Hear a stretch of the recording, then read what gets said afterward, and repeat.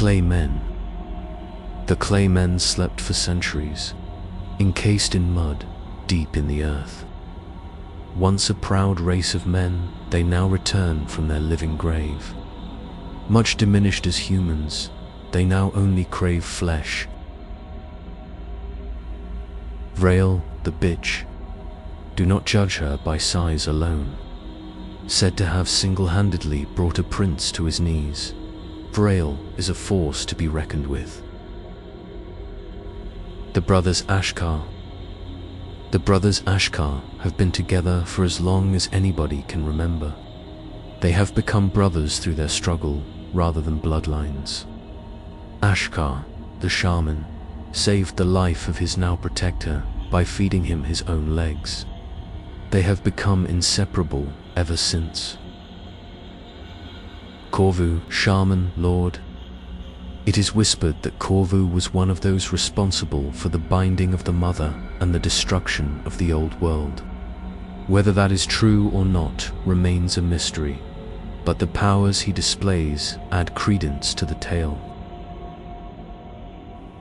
Bra Kuta, the traitor. Shunned from his native land, Bra Kuta fights in the vain hope of once again being able to return with his honor restored.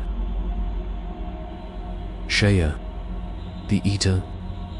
Shea's name is whispered to quieten children. She weighs her enemies at a glance and with a pleased smile that freezes the heart of the toughest warrior. Char, the vengeful. Char is a brute driven by vengeance. He was left for dead by his tribe and now roams the wastes, trusting nothing and nobody. He seeks carnage and revenge for past wrongs, both real and imagined. Trull, the flesh storm. Trull embodies the chaos the world has fallen to. Mutant, landless, motherless. He roams the wastes, sowing suffering and death, a storm of writhing, nightmarish flesh. Maw, horror from the ashes. The nightmarish Maw, known as the Horror from the Ashes, is said to have been raised by the fire cabal of shamans in the Ashlands. This abomination grew beyond their power to control and now rages with unquenchable hunger and fury.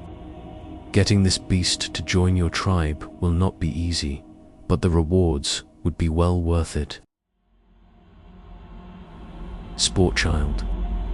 This terrible mercenary was caught and bound by the Garrick, the sentient fungus creatures that lurk in the shadows. Seeded with parasites by their elders, he was used as a weapon to protect the Garrick lands. Once the Sportchild gets near other living things, his parasites explode, killing and seeding with flesh-boring spores. Grok. Grok is a terrible abomination, fruit of the mutations and decay that plagued the wastes. He roams the world in constant torment, ever on the scent of violence and blood. Tunda, the Shamed. Tunda, the Shamed, didn't get his title for nothing. This fearsome mercenary is a Varn, a member of the gigantic higher race, and he was once the prince of his own tribe. That is, until he consumed them all in a terrifying fit of blind rage. Now he roams the land in shame, a powerful yet extremely dangerous potential ally. Flyer the Scourge. Born of witches, Flyer embodies the hate, violence, and suffering that shaped her. In a world ruled by monstrous men, Flyer managed to become a feared and respected commander. Mounted on her agile steed, she rallies warriors to her call. Blood always follows her commands, either that of her enemies or of those that disobey her.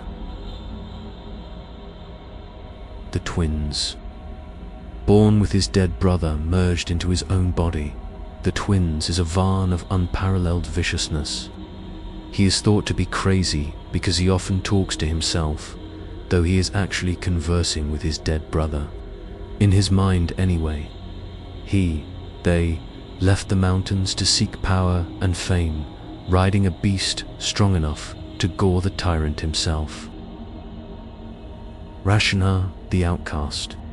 Rashna Uchvar is part of a noble lineage of Shokhtar rulers. However, he was cast out from his people.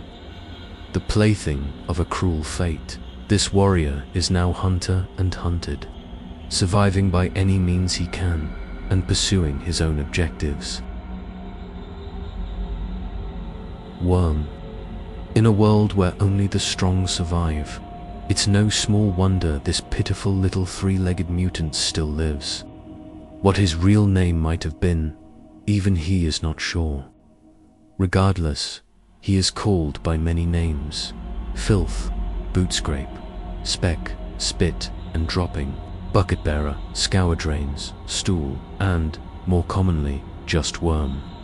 But prophecy and hope have given this sad creature other names: sweet betrothed, key turner, herald of the end time, the horned chain cleaver, moon offering, and he whose footfalls drum in doom.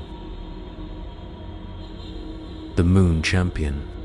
Summoned by the sorcery of the moon, this avenging god is prophesied to free Mother from her chains and wreak bloody revenge. Brought forth by the powers of nature, the Moon Champion has his sights set on the Varn who killed the earth. The Mother. They ravaged their mother, the earth, and bound her with sorcerous chains. The moon caught fire, the sun froze. In the veins of the world her lifeblood choked to dust. The oceans boiled to miasmas that clotted the skies. Rocks fanged up from the stubble of dying forests. But though decayed, she was not slain. With the little strength that remained, she seduced Worm, the least, the most abject of those creatures bred for meat. Unlikely savior, through sorcery and helped by unlooked-for allies, Worm followed the thread of his fate to her. If he can free her, her blood will spout into a flood and frenzy of returning life, and her hatred will swell Worm into being her champion, her consort, and her avenger, the honored god. Mother Earth was the victim of the cruelest of betrayals. Ravaged and chained, she lied in wait for a time when the right person would come along. When the prophecy is fulfilled, she breathed life back into the world. Until then, death will come swift to those who stand in her way. Tyrant.